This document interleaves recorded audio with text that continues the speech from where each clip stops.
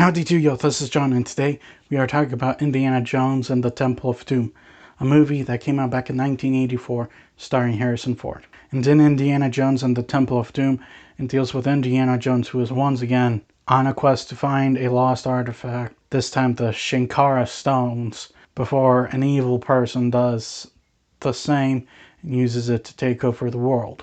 In Raiders of the Lost Ark, it was Nazis led by Belloc.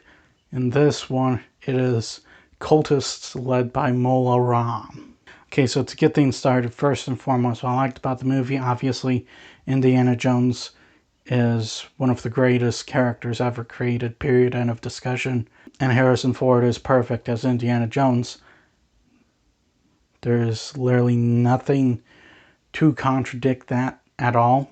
However, of all of the Raiders characters, he's the only one that actually comes back for the Temple of Doom. And you have a whole slew of new characters, like Short Round, who's friggin' entertaining as heck.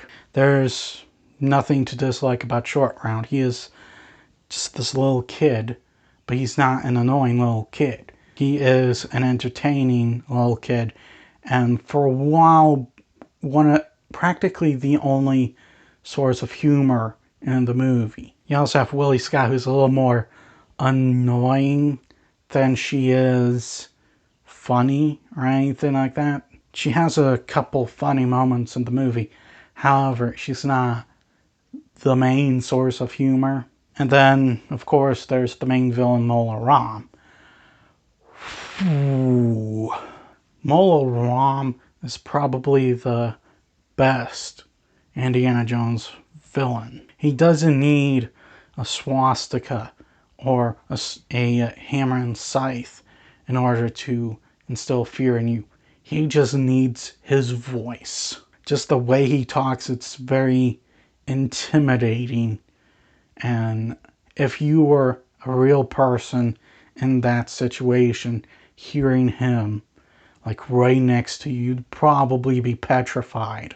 And as far as how this movie handles everything, they go a very different route than Raiders of the Lost Ark did.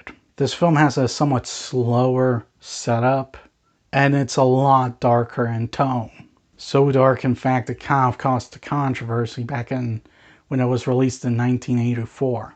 Certain scenes just did not bode well with some people, and, you know, to be quite honest, I was 9 when I first watched this, and I think I was too young. Especially with the sacrifice scene, I was just too young when I watched this. I remember hating this movie for years until I became a grown adult.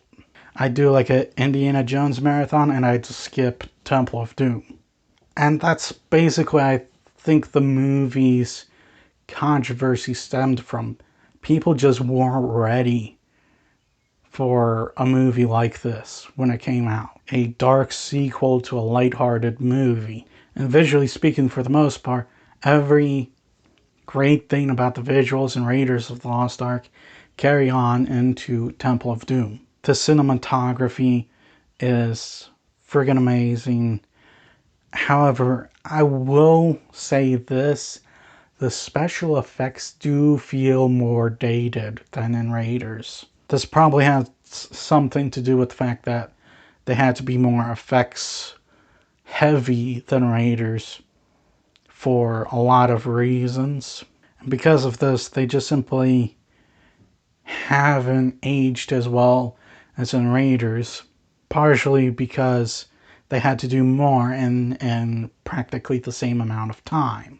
And when it comes to other problems, there is one aspect of the movie that they do not explain, except in a deleted scene. However, I really think they should have figured out a way within the main narrative to insert this explanation rather than relying on the deleted scene. But all in all, I think this is an extremely excellent sequel to Raiders of the Lost Ark.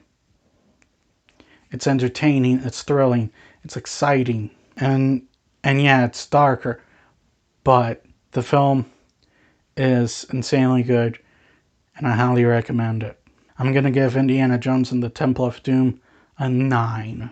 Well, that's all the time I have for today. Please hit the like button if you enjoyed this video. Please also subscribe if you're new to the channel.